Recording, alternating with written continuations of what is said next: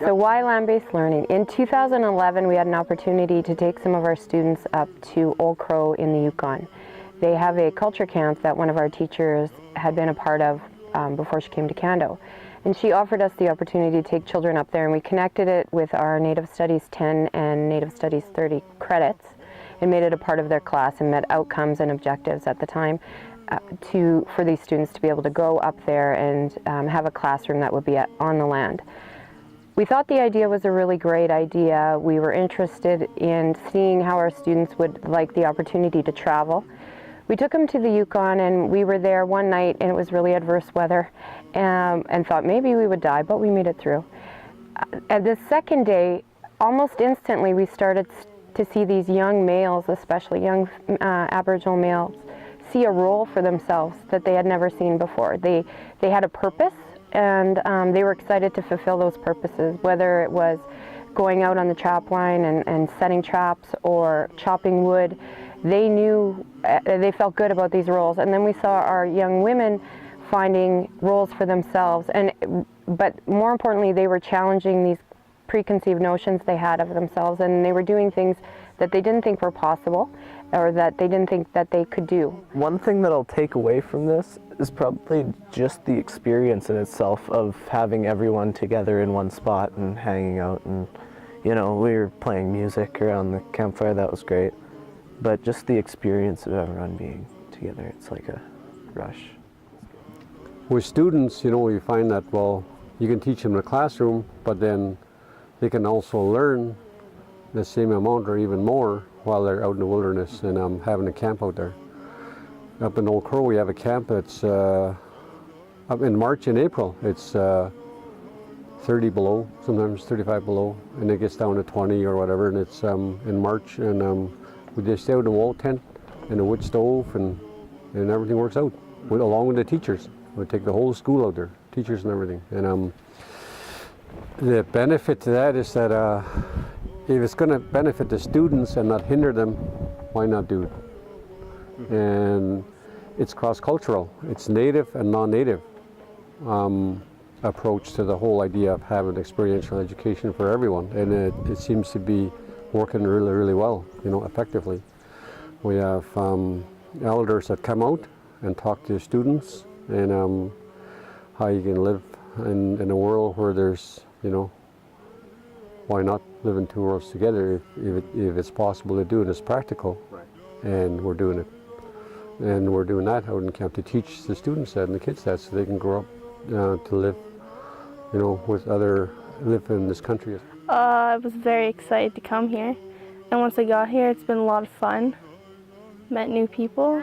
When we came back from Old Crow and we met with our Elders Advisory Board and we met with our board members, because of course they funded part of the trip, we shared our experiences. They realized along with us that we really needed to try and recreate some form of this down here in our communities, where we can strengthen our communities and look for role models and make it sustainable for large groups of students.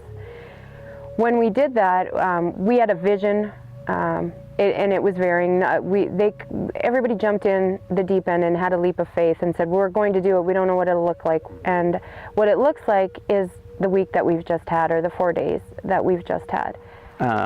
Every student learns in a different way, and land-based learning gives each of those students an opportunity to learn in their own way and to focus on what they want to learn, and at the same time meeting curriculum outcomes.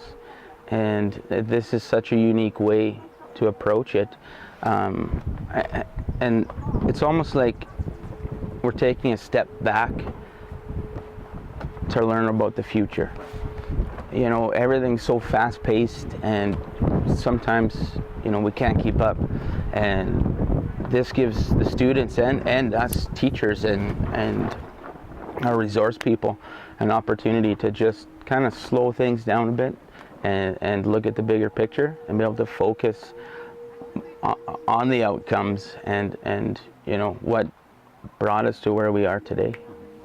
The human way is to be out there, getting your hands dirty, planting foods like farmers do, hunting foods like the hunters do, you know, going to get water if you want to, you know, you want to drink something like the animals. That's just how we are.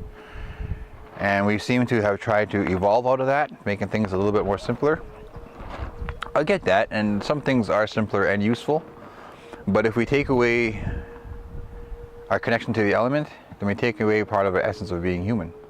Yeah, it has made me open up more to who I really am, because like I've never really like talked to some of these students here, and I'd like kind of interact with them sometimes, but not much. But these are the things that kids need to learn. They need to be reconnected to the land. Many of the children all over are disconnected from the land. There's so much activities, and you get to meet new people. And you get to do different stuff that Like you never you have done before, and it's cool. Well, I think first it's not a new thing. It's an old thing. It's the way it used to be, and I think it's the way we're designed almost to learn. We learn with people making things. I mean, when you look at kids, they are like sponge. They just, if they stick with some people doing something, like, I don't know, making camp in this case, making fire, hunting, harvesting stuff, they'll just naturally learn without even looking at it like learning. It's just natural. And I think that's the way learning is. I think it's the only way really for kids to learn. So I'm convinced that by putting kids along with elders, all different generations, and doing stuff, they will actually learn way faster without even realizing it. And where you might have some opposition with teenager because we say you have to learn this and they don't want, if they don't realize they're learning, they will not even realize, so they will not even put any opposition. They'll just naturally learn.